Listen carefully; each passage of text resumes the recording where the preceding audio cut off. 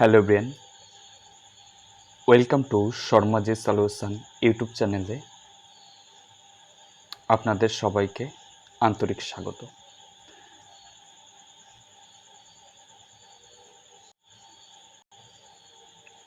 এই চ্যানেলে আমরা WBCS, WBPSC, WPP ও রেলওয়ে সহ অন্যান্য প্রতিযোগিতামূলক পরীক্ষার জন্য গুরুত্বপূর্ণ থিওরি ভিত্তিক জিকে ক্লাস শুরু করব। আজকে আমাদের ক্লাস থাকবে প্রাচীন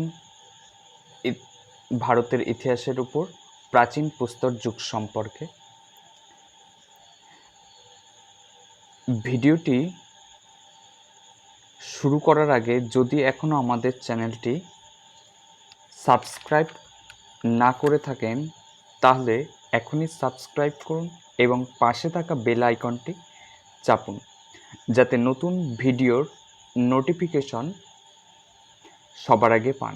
তাহলে আর দেরি না করে চলুন আজকের ক্লাস শুরু করা যাক। প্রাচীন প্রস্তর যুগ থেকে আজকের টপিক আমাদের কিভাবে মানব ইতিহাসের প্রথম ও দীর্ঘতম যুগ সম্পর্কে আমরা জানব এবং এই প্রাচীন প্রস্তর যুগ কোথায় উৎপত্তি হয়েছে এবং তার কী কী বৈশিষ্ট্য রয়েছে ইত্যাদি সম্পর্কে আমরা জানার চেষ্টা করব।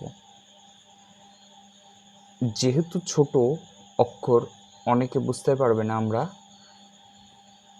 জুম করে নিয়ে দেখে তারপর প্রাচীন প্রস্তর যুগ উৎপত্তি টপিকটা দেখব। প্রাচীন প্রস্তর যুগ মানব ইতিহাসের প্রথম ও দীর্ঘতম যুগ। এটাকে বলা হচ্ছে প্রথম এবং দীর্ঘতম যুগ। এর সূচনা বা কবে হয়?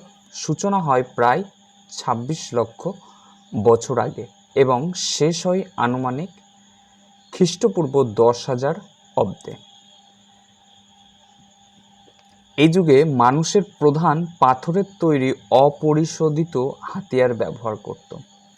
বলছে এই যুগে আমরা জানি মানুষ একদম প্রথমে ভোঁতা এরকম এবড়ো খেবড়ো পাথর ব্যবহার করত। তারপরে একটু যখন বুঝতে শিখলো তারা পাথরটার আকৃতি একটু চেঞ্জ করলো সূচলো মতো। তারপরে আরও যখন বুঝতে শিখলো, আমরা পরবর্তী ক্লাসগুলোতে পড়ব, তখন ওরা প্রথমে সূচলো দিকটা শিকারির ক্ষেত্রে ব্যবহার করত যাতে দূরে ছুঁড়ে পশুর গায়ে বা শিকার করতে তার গায়ে গেঁথে যায়। এইভাবে তারা প্রথমে পাথরের হাতিয়ার ব্যবহার করত। প্রথমে বলে রাখি, আমাদের এক্সাম পয়েন্ট ভিউ থেকে চাকরির পরীক্ষায় যেরকম প্রশ্ন আসে সেরকম গুরুত্বপূর্ণ টপিকগুলোই এখানে আলোচনা করা হয়েছে। এই ক্লাসটি করবে, ক্লাসটি করার শেষে অবশ্যই একবার বইটা পড়ে নেবে, তাহলে অবশ্যই মাথায় ঢুকে যাবে।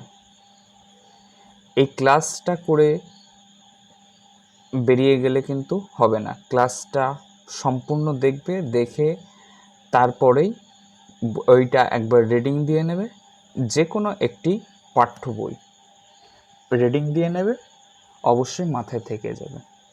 এখানে আমরা যে সমস্ত বিষয়গুলো এক্সাম পয়েন্টে ইম্পর্টেন্ট সেই সমস্ত পয়েন্টগুলো এখানে তুলে আনা হয়েছে। বিস্তারিত তুললে এত সম্ভব নয় এবং অত আমাদের দরকারও নয়,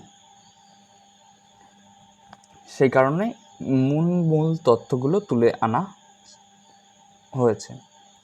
এবার এই যুগের বৈশিষ্ট্য কী ছিল?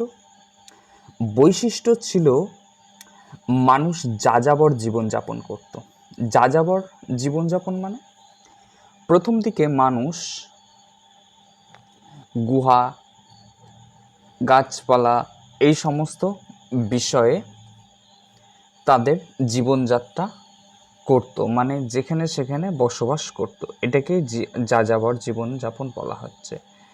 তারপরে আস্তে আস্তে যখন ওরা একটু বুঝতে শিখলো, তারা এই যে গুহায় বসবাস করতে শিখলো। তারপরের পয়েন্ট বলছে শিকার ও খাদ্য সংগ্রহ ছিল জীবিকার প্রধান উপায়।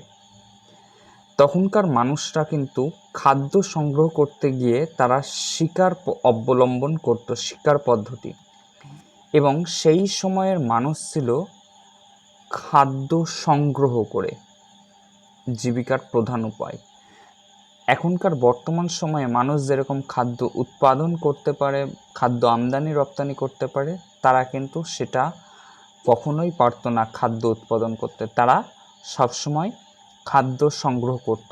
তাই এই যুগের সবথেকে বৈশিষ্ট্য উল্লেখযোগ্য হচ্ছে তারা পশু পাখি মেরে শিকার করত এবং বিভিন্ন ধরনের খাদ্য সংগ্রহ করত। খাদ্য সংগ্রহের মধ্যে কী কী ছিল?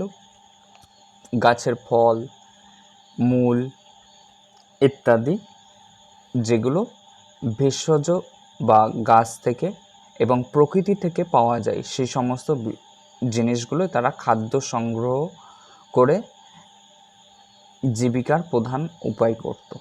মধু ইত্যাদি ইত্যাদি যে সমস্ত জিনিস পাওয়া যায়। এবার বলছে বসবাস। তারা বসবাস কোথায় করত? গুহা ও নদীর তীরে বসবাস তারা করত। প্রথমে বললাম, প্রথমে তারা গাছ বা বড় বড় জঙ্গলে তারা গোষ্ঠী বেঁধে থাকতো। তারপরে আস্তে আস্তে তারা একটু উন্নত যখন হলো, তারপরে তারা গুহা জিনিসটা বেছে নিল এবং আস্তে আস্তে দেখলো গুহাতে থাকলেও হচ্ছে না, জল হচ্ছে মানুষের একটা প্রয়োজনীয় বিষয়, জল ছাড়া কোনো কিছুই সম্ভব নয়। তাই তারা এই গুহাগুলো নদী তীরবর্তী যে সমস্ত অঞ্চল বা যে সমস্ত জায়গা দিয়ে নদীগুলো প্রবাহিত হয়েছে তার পাশের গুহাগুলোতে বা নদীর তীরে তারা বসবাস করত। এখানে প্রশ্ন আসতে পারে, কেন তারা নদীর তীরেই বসবাস করত? এখানে খেয়াল রাখতে হবে, নদীতে জলের ব্যবস্থা ছিল। আগেকার মানুষ পুকুরের জল খেত বা নদীর জল ব্যবহার করত। নদীর জল পরবর্তীতে আমরা পড়ব, এখন যদিও খাদ্য সংগ্রহকারী, তারা শিকার সমস্ত কিছু করত, পরবর্তীতে করব তারা নদীর জল ব্যবহার করে কৃষিকাজ করে খাদ্য উৎপাদন করত ইত্যাদি ইত্যাদি ঘটনা। তাই নদীকে কেন্দ্র করে যে কোনো সভ্যতাই তোমরা দেখবে ইতিহাসে গড়ে উঠেছে। এরপরে আসছে হচ্ছে আগুনের ব্যবহার। আগুনের ব্যবহারটাও একটা মারাত্মক। প্রথম দিকে তারা আগুনের ব্যবহার কিন্তু জানতো না, একদম প্রথমে। পরবর্তীতে তারা আগুনের ব্যবহার জানতো। প্রথমে তারা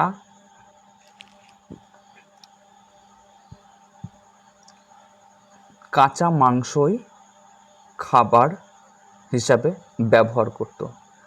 তারপরে যখন তারা পাথরে পাথরে, ছোটোবেলায় পড়েছ, পাথরে পাথরে ঘষা লাগলে আগুন ছিটকে যাচ্ছে, এরকম একটা পরিস্থিতির সৃষ্টি হচ্ছে, সেই সময় তারা নিজেরাই বড় বড় পাথর বা ছোট ছোট পাথর ঘষে গরম হয়ে বিভিন্ন রকমভাবে কিছু প্রকৃত দ্রব্য দিয়ে তারা আগুন জ্বালানোর চেষ্টা করলো। এভাবেই একদিন আগুন ধরে উঠল।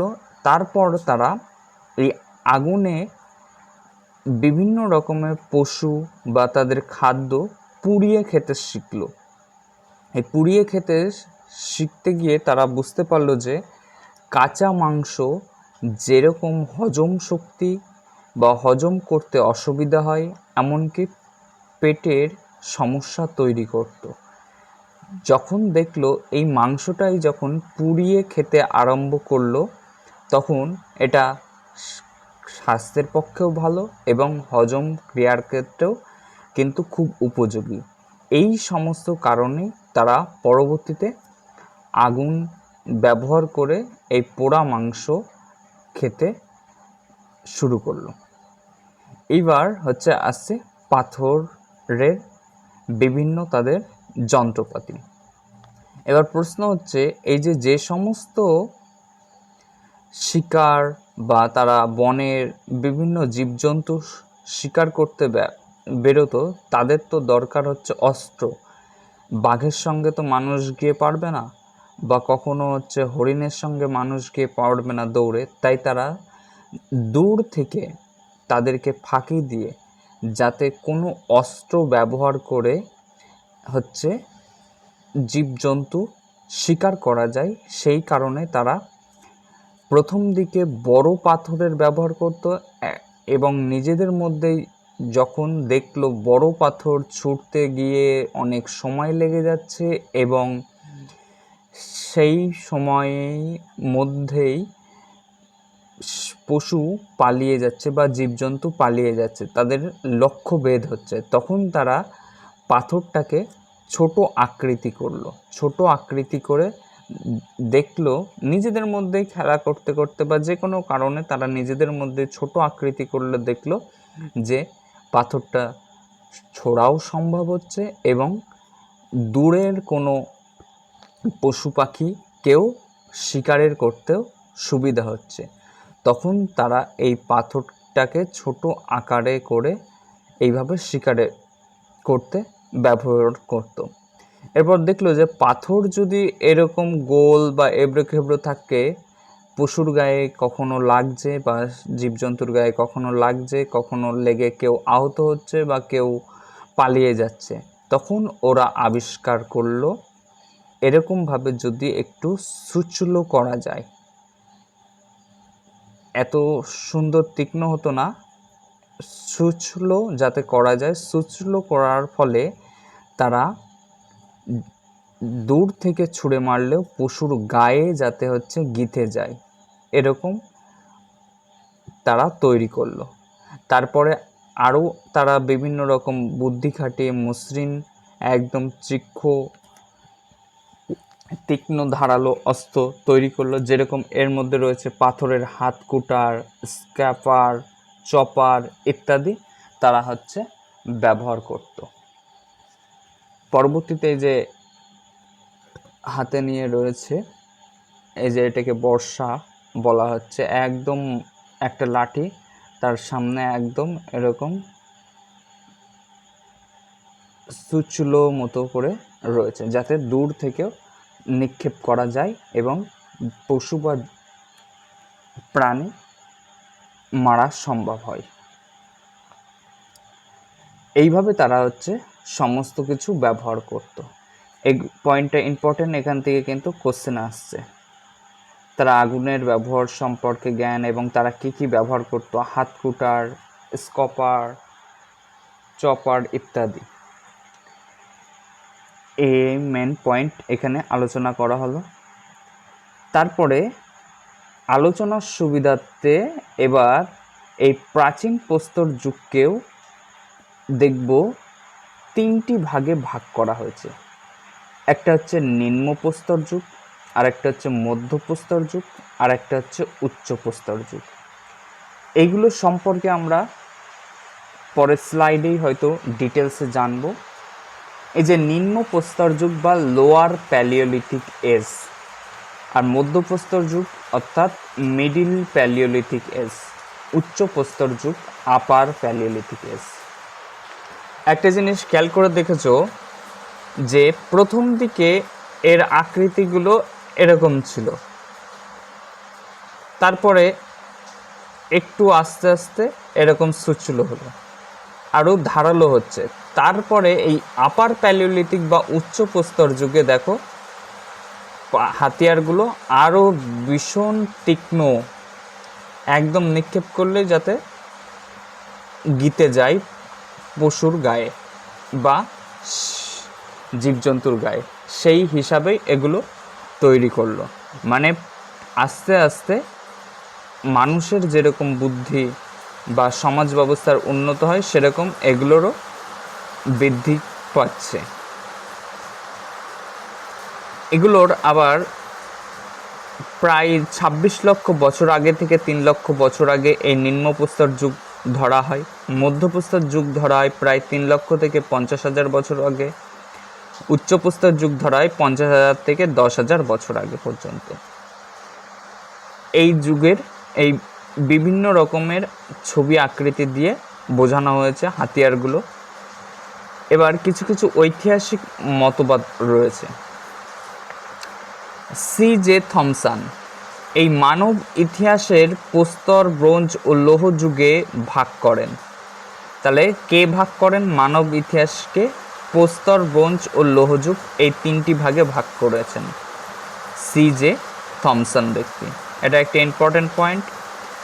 লুইস লিকি আফ্রিকাকে মানব জাতির উৎপত্তির অন্যতম কেন্দ্র হিসাবে গুরুত্ব দেন।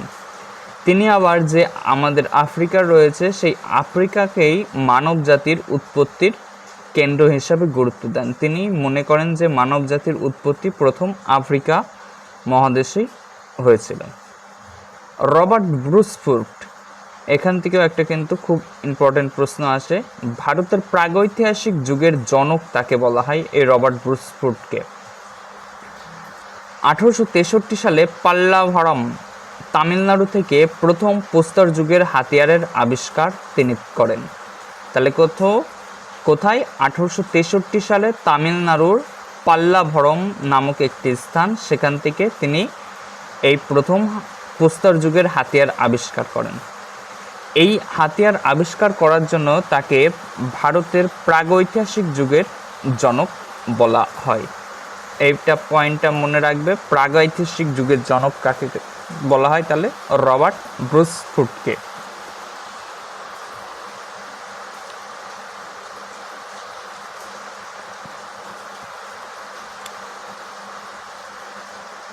পরীক্ষা থেকে গুরুত্বপূর্ণ তথ্য এখানে মার্ক করে দেওয়া রয়েছে, এগুলো একটু পড়ে নেবে। ভারতের প্রাগৈতিহাসিক যুগের জনক কাকে বলা হয়? রবার্ট ব্রুসফোর্ডকে, একটু আগে বলে দিলাম। 3S সিস্টেমের প্রবর্তককে, মানে 3টি ভাগে বিভক্ত করেছেন এই যুগকে, C.J. থমসন। আর প্রাচীন প্রস্তর যুগের প্রধান হাতিয়ার ছিল কি? হাতকুটার। এবং প্রাচীন প্রস্তর যুগের মানুষ কিভাবে জীবিকা সংগ্রহ করত? শিকার ও খাদ্য সংগ্রহের মাধ্যমে তারা জীবিকা সংগ্রহ করত। বসবাস কীরকম ছিল? স্থায়ী বসতি ছিল না, মানুষ ছিল হচ্ছে যাযাবর প্রকৃতির। আজ এখানে, কাল আরেক জায়গায়, এইভাবে তারা গাছের নিচে, কখনো হচ্ছে জঙ্গলে, কখনো অথবা গুহায় বসবাস করত।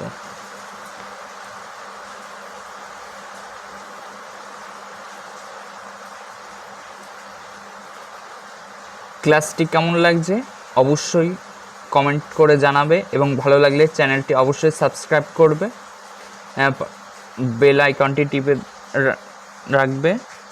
পরবর্তী ক্লাসের ভিডিও অবশ্যই তোমার কাছে পৌঁছে যাবে। তারপরে এই যে বললাম প্রস্তর যুগকে 3টি ভাগে ভাগ করা রয়েছে।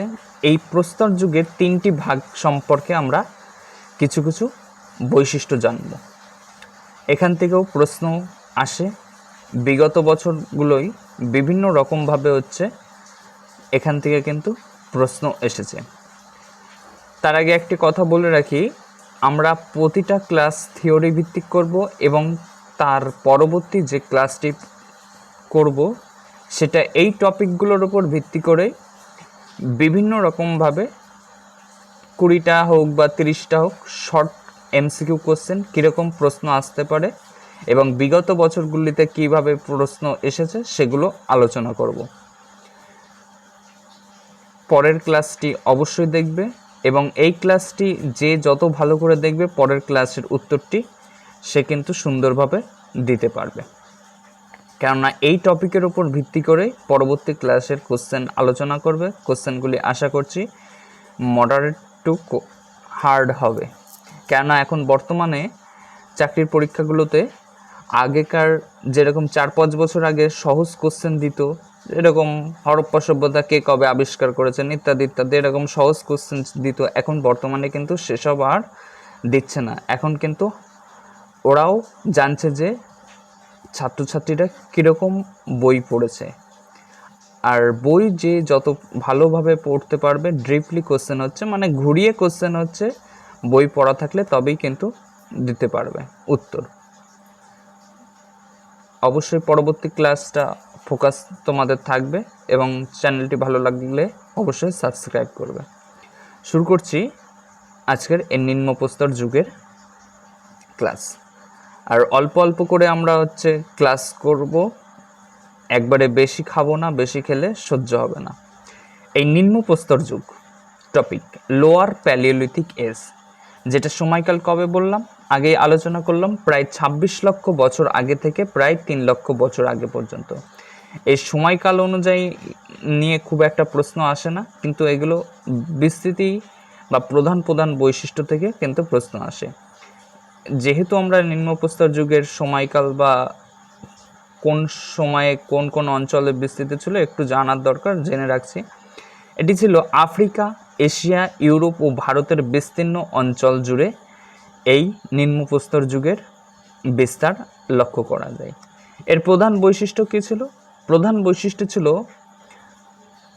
মানুষের আদি যুগ, অত্যন্ত প্রাথমিক পাথরের হাতিয়ারের ব্যবহার। আগে বললাম যে হাতিয়ারগুলো ছিল এই যে এরকম ভুতা টাইপের, খেয়াল করো, এই যে এরকম ভুতা, বেশি যদি ছুঁড়ে মারা হয় এটাতে বেশি লাগবে না এই যে এইটাতে বেশি লাগবে?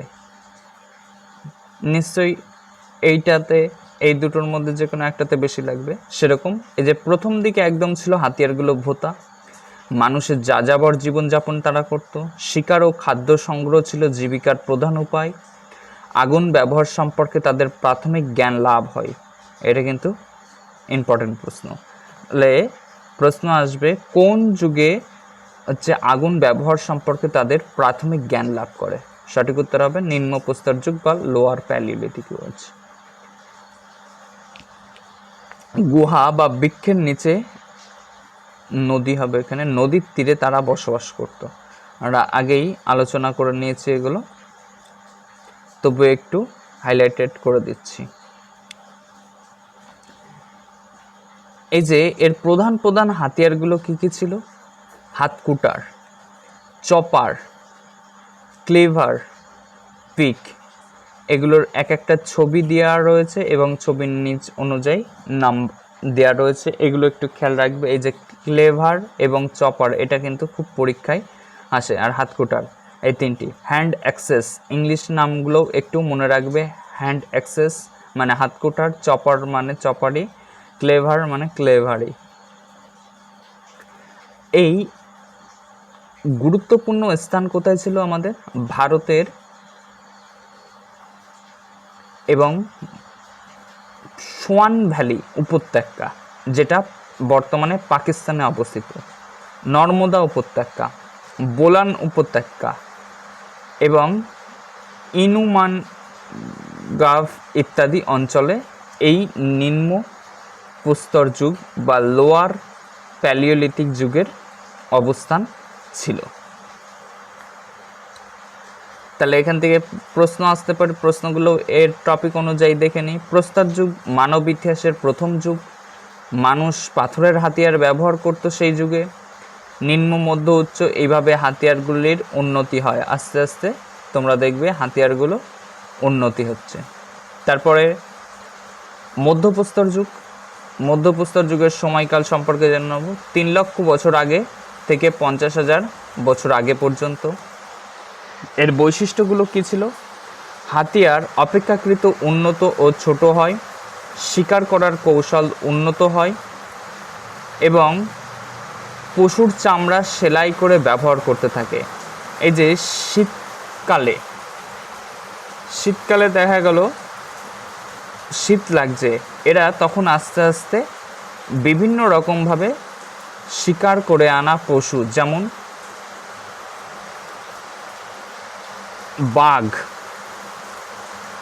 বাঘের ছাল কিংবা ভাল্লুকের ছাল কিন্তু, এবং বিভিন্ন রেড পান্ডা ইত্যাদি, এই সমস্ত ছাল দিয়ে তারা কিন্তু পোশাক হিসাবে ব্যবহার করত।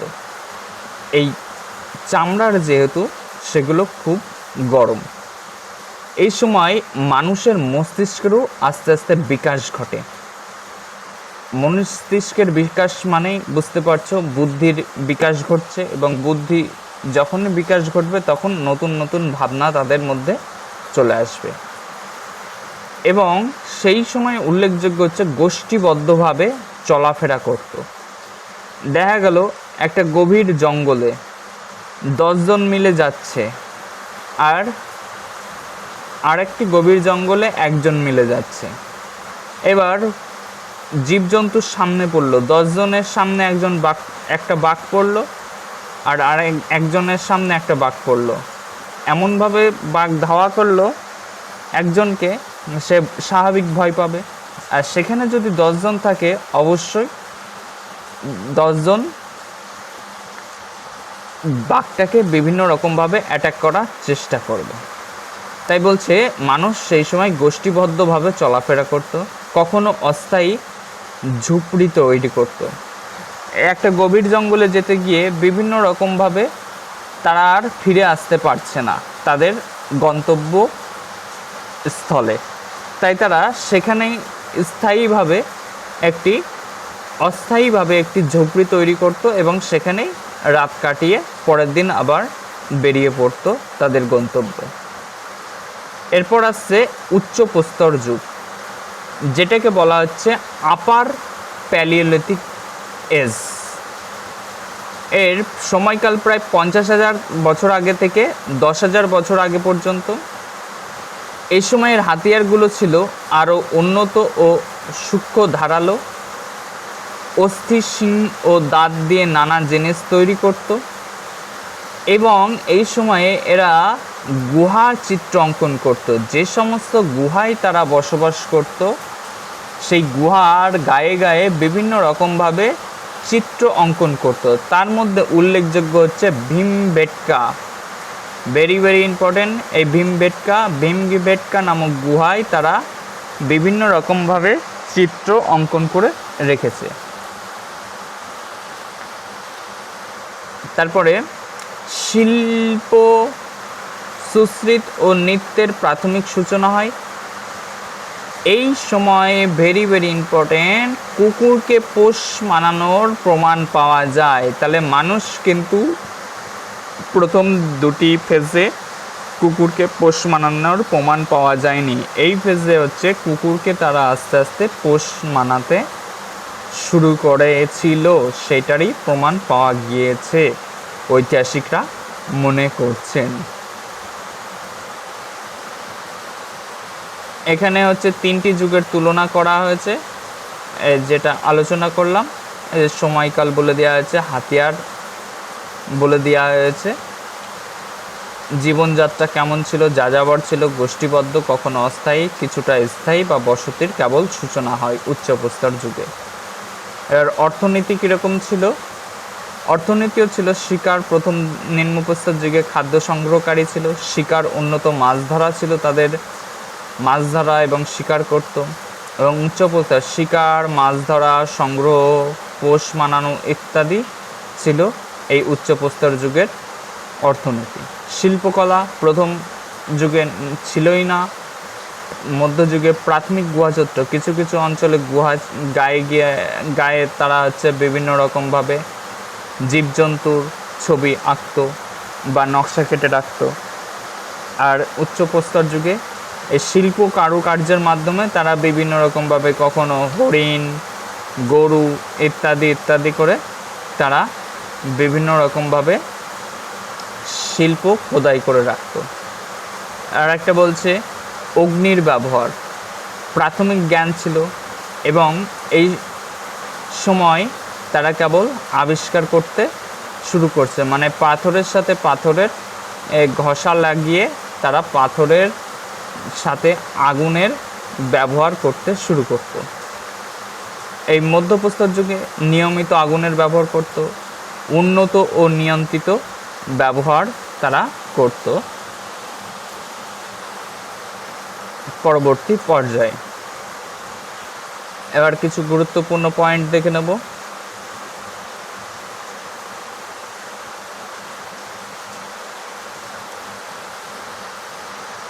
এই যেটা আমরা বললাম ভীমবেটকা ভারতের মধ্যপ্রদেশে অবস্থিত। এটা থেকে প্রশ্ন আসে, ভীমবেটকা কোথায় অবস্থিত? মধ্যপ্রদেশে। বোলান উপত্যকা, এই সমস্ত অঞ্চলে তারা হচ্ছে গুরুত্বপূর্ণ বসতি স্থাপন করেছিল। এরা যাযাবর থেকে ধীরে ধীরে স্থায়ী জীবনের সূচনা হয়। শিকার ও খাদ্য সংগ্রহই ছিল প্রধান জীবিকা। গুহাচিত্র অঙ্কনের সূচনা উচ্চ প্রস্তর যুগে। এই আপার প্যালিওলিথিক এজের এখানে গুরুত্বপূর্ণ এটাও ছিল ভীমবেটকা, মির্জাপুর, উত্তরপ্রদেশের মির্জাপুর, আদমগড়, রাজস্থানের বাগর ইত্যাদি অঞ্চলে এই উচ্চপ্রস্তর যুগের গুরুত্বপূর্ণ স্থান ছিল। এই পয়েন্টগুলো খাতায় তোমরা নোট করে রাখতে পারো, পরবর্তী ক্লাসে আলোচনা করব, তাহলে সেখানে উত্তর দিতে সুবিধা হবে। আর অবশ্যই খাতা পেন নিয়ে বসবে ক্লাসটি করতে। প্রচুর গুরুত্বপূর্ণ তথ্য রয়েছে, এত মনে রাখাও সম্ভব নয়। যে মেন পয়েন্টগুলো বলে দিচ্ছি, একটু আন্ডারলাইন করে দিচ্ছি, সেগুলো টুকে রেখে দেবে বা খাতায় লিখে নেবে। অবশ্যই পরীক্ষায় ভালো ফল অবশ্যই হবে। এবার এই বিষয় নিয়ে ঐতিহাসিকরা কি মতামত দিয়েছে তা সম্পর্কে একটু জানার চেষ্টা করব। C.J. থমসন, আগেই বললাম 3টি ভাগে ভাগ করেছে। রবার্ট বুশফুট, ভারতের প্রাগৈতিহাসিক যুগের জনক যাকে বলা হয়, তিনি প্রথম প্রস্তর যুগের হাতিয়ার আবিষ্কার করেন। এই লুইস লেকি আফ্রিকাকে মানব জাতির উৎপত্তির অন্যতম কেন্দ্র হিসাবে গুরুত্ব দেন। এটা আগেই আলোচনা করা হয়েছে। ব্যাস, ক্লাস অল্প কিছুক্ষণ হলেও মোটামুটি অনেক তথ্যই রয়েছে, আর ভিডিওটি বড় করব না। আজকে ক্লাস এখানে শেষ হচ্ছে, দেখা হবে পরবর্তী ক্লাসে। পরবর্তী ক্লাসে এই টপিকের ওপর থেকে নাকি আরও এর যে ভাগগুলো রয়েছে সেই টপিকগুলো করিয়ে তারপরে আশা করছি কোশ্চেনগুলো আলোচনা করব। দেখি কি করি পরের দিন। অবশ্যই তোমরা নেক্সট ক্লাসে দেখবে। ক্লাসটি ভালো লাগলে অবশ্যই চ্যানেলটি সাবস্ক্রাইব করবে।